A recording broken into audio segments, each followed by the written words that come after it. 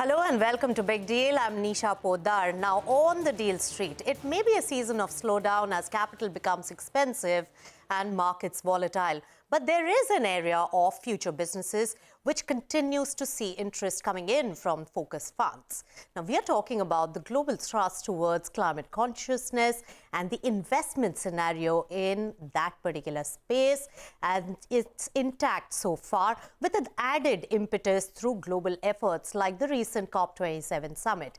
Let's find out more from our panelists today. Joining me on the show are Anjali Bansal, the founding partner at Havana Capital Climate Fund, and also John Kretz, who's the CEO of RMI. Welcome to CNBC-TV18. John, starting with you.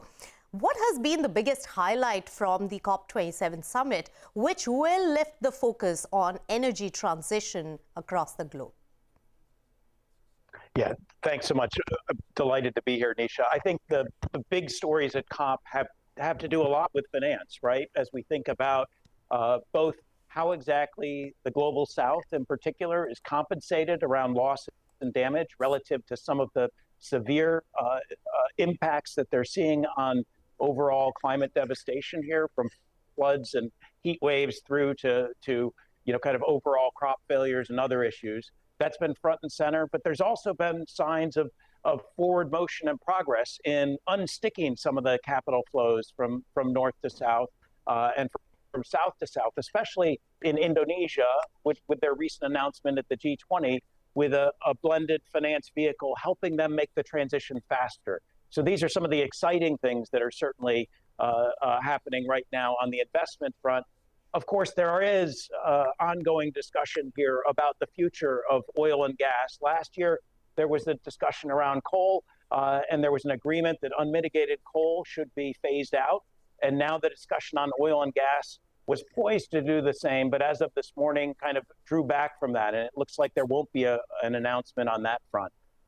There is, though, very much ongoing support for natural capital and thinking about how exactly we value better the Earth's resources. And there was almost a rock star reception yesterday for Lula as he came in, kind of bearing the banner and the flag to support the Amazon and the preservation of natural capital here going forward. That's right. And John, also RMI, the organization that you represent, has been working very actively towards reducing the greenhouse gas emission across the world. Now, Anjali, before I start talking about the investment destinations and the thesis and the sharpened focus that Havana Capital has towards the climate consciousness and areas of interest there, my one question is, while the economy is looking difficult, we are talking of recessionary phase also going forward, and when it's a matter of survival for most of the companies, do you think that the climate consciousness, the investment towards energy transition and going towards more sustainable forms of energy is taking a back seat, or there could be a lower liquidity flow? So, Nisha, first of all, it's great to be back with you on CNBC talking about climate and sustainability, and with John here as well.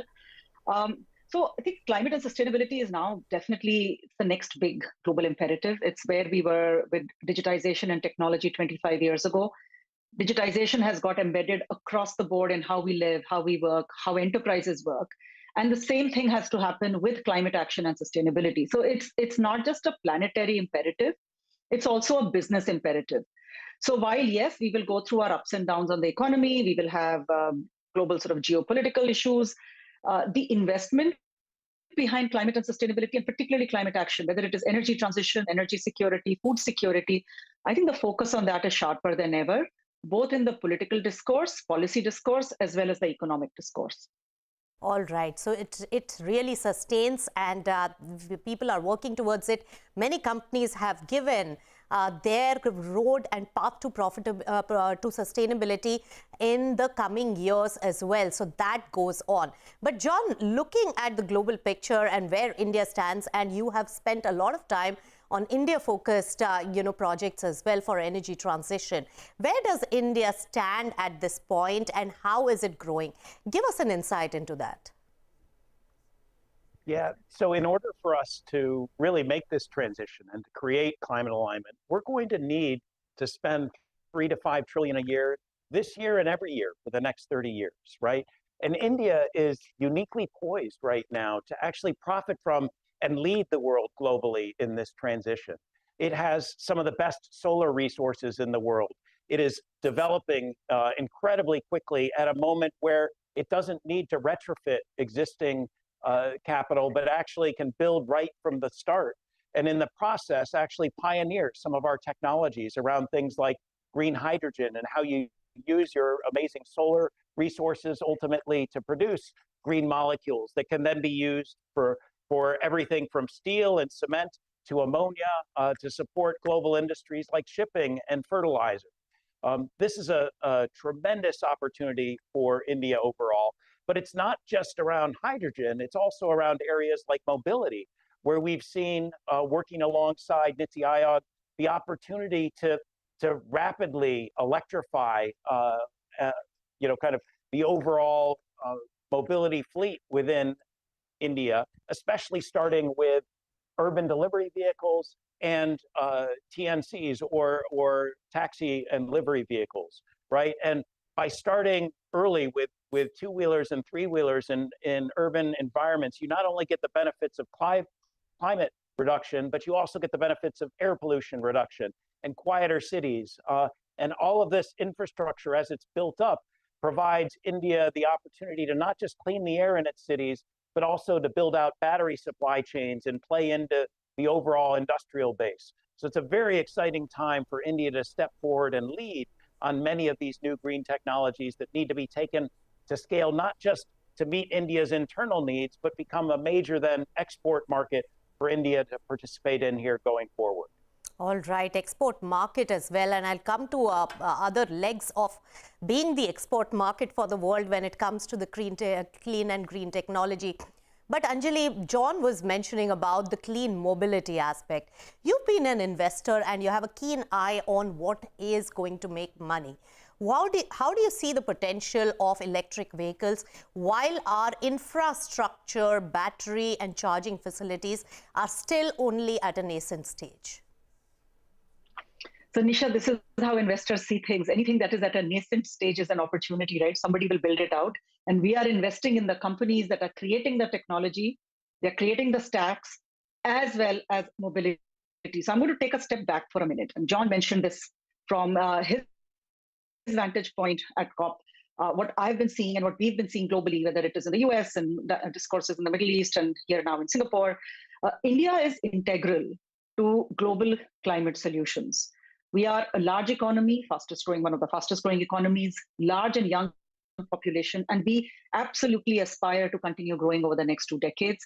Much of our infrastructure is yet to be built. Much of our mobility is yet to be built. So we do have the opportunity to do it right and follow a much greener development model, much like the Honorable Prime Minister and Niti Aayog also has put out, which is the Panchamrit model, and more recently the Panch Pran, which is around sustainable and inclusive development.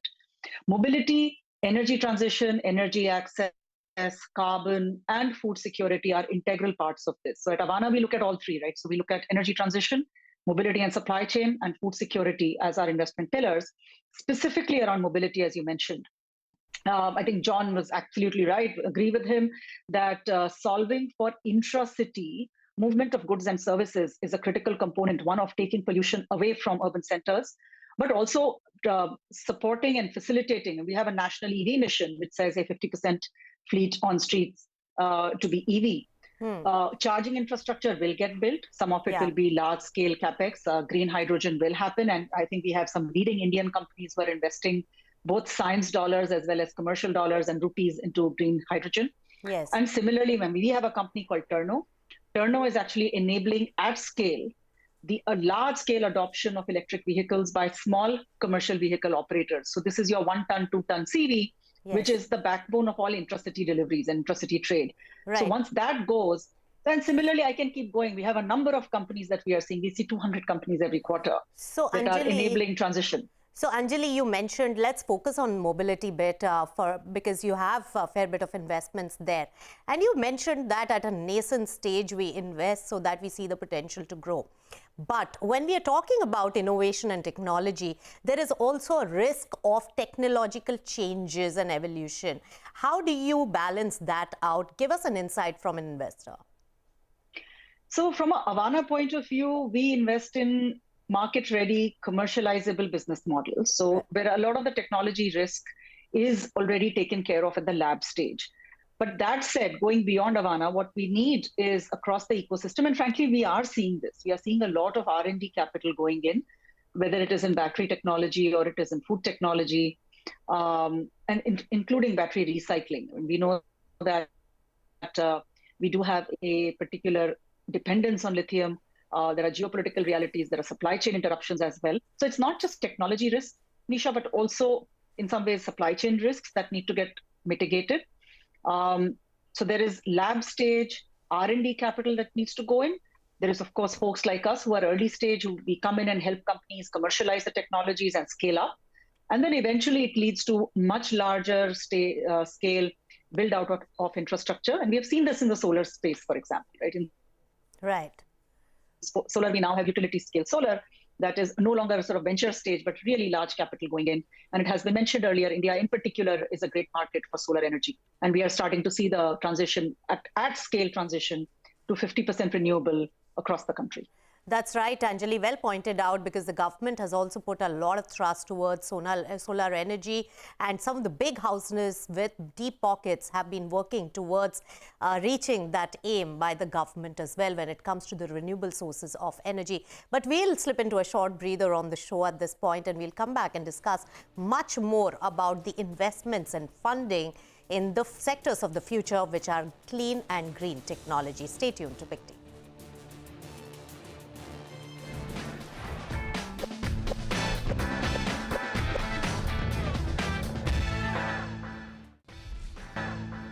Welcome back. You're watching Big Deal, and we are discussing the investments that are going into climate consciousness as well as energy transition businesses. Now, John, we were trying to understand that which are the areas which are getting funding and how the technological risk can be really mitigated.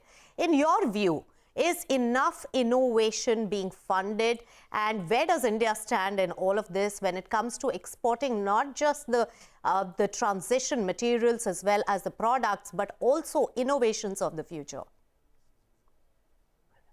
Yes, Nisha, as Anjali well knows, the innovation is happening right now, and the funders are stepping in at scale.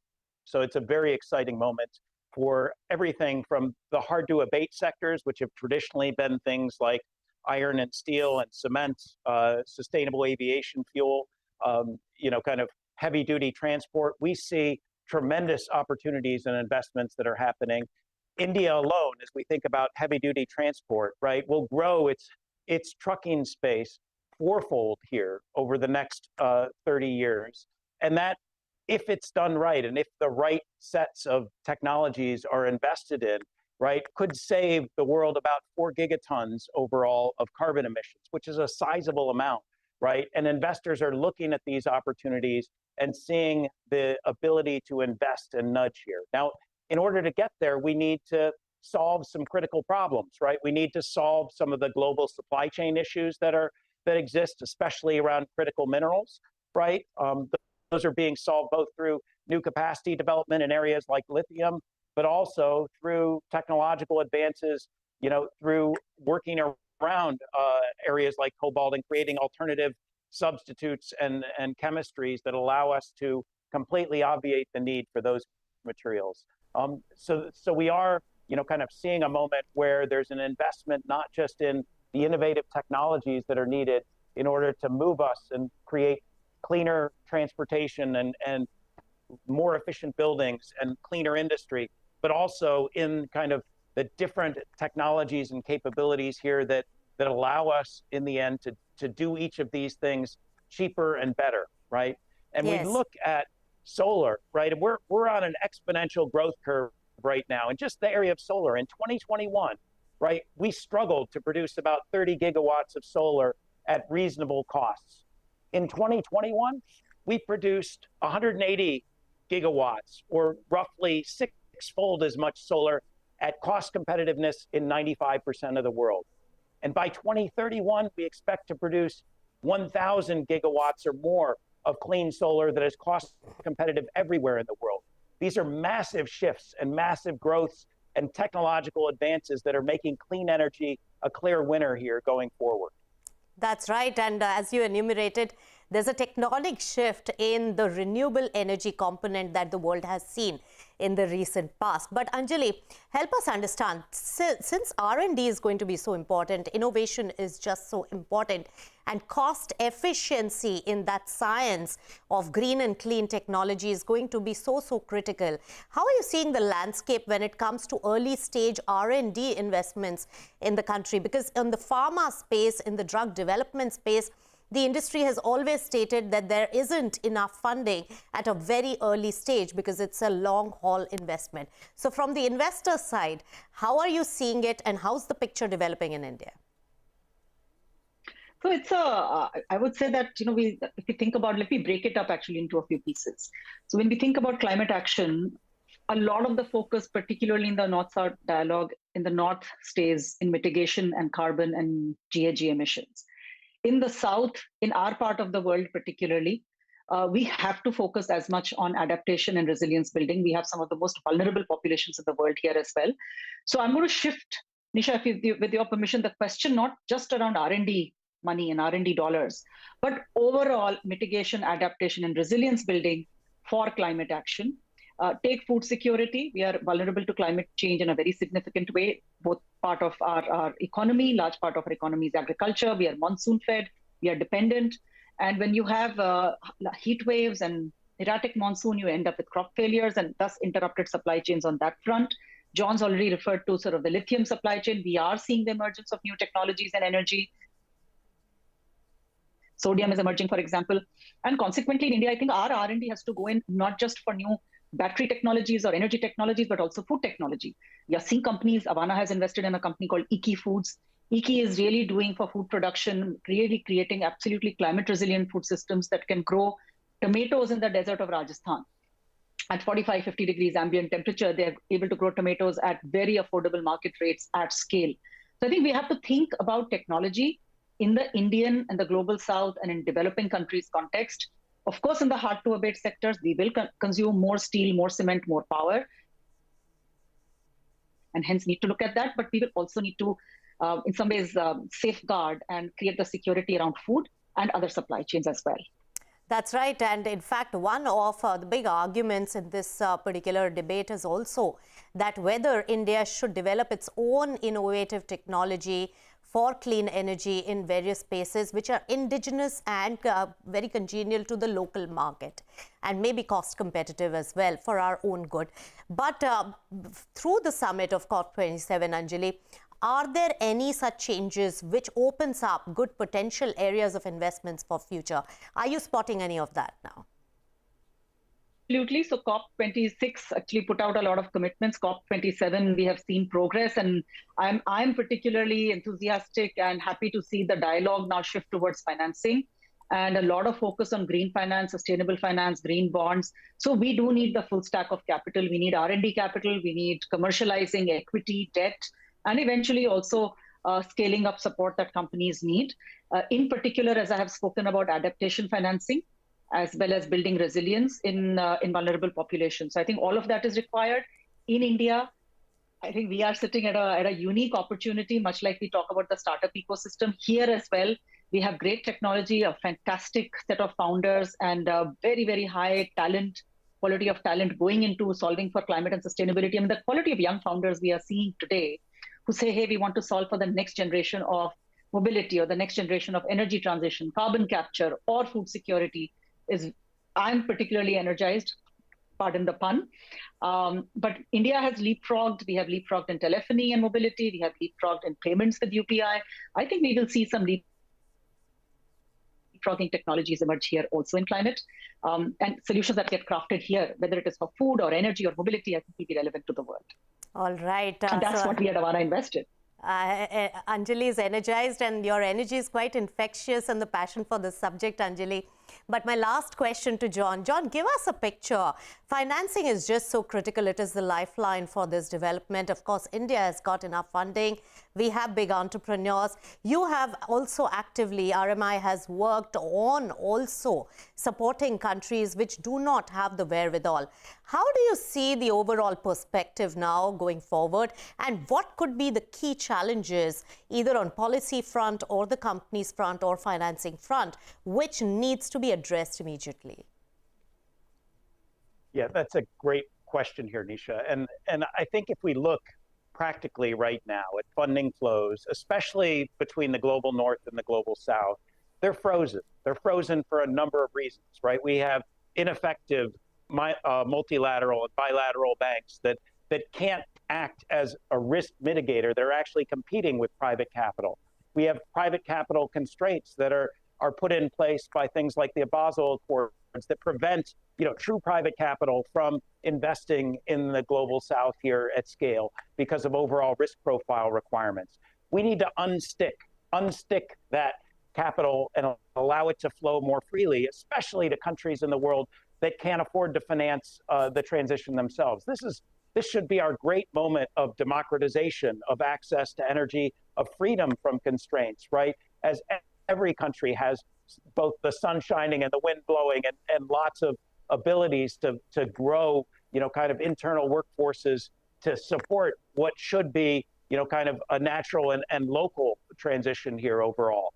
And so ensuring that no one is left behind here for want of capital absolutely has to be front and center. And I know Anjali and her team are thinking about that, and many others are out there, but we do need to, put a little bit of acupuncture into the system here and make sure that capital does flow freely where it needs to, because this should be a moment, again, of everyone benefiting, but also of everyone participating, whether it be financially or economically or from a jobs perspective.